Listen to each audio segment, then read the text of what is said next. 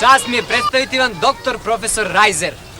Profesor Rajzer je na glas o predavanju svog najboljeg studenta, doktora Milorada Cvijovića, potegao čak iz Amerike da bi prisustvovao tom događaju. Sad će da pukne.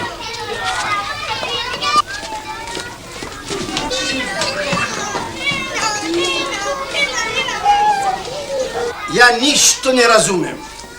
Kako ćete predavanje vi držati? Ma ne taj drug, već drug Milorad Cvijović. Pa da, gospodinov sin. Ma ne, sin druga Živote Cvijovića. Druže Života!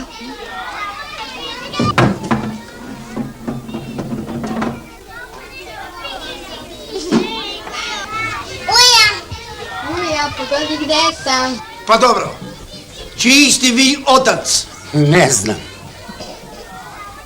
A čiji ste vi otac?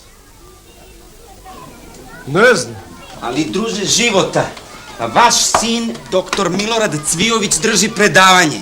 Pardon, doktor Milorad Cvijović je gospodinov sin.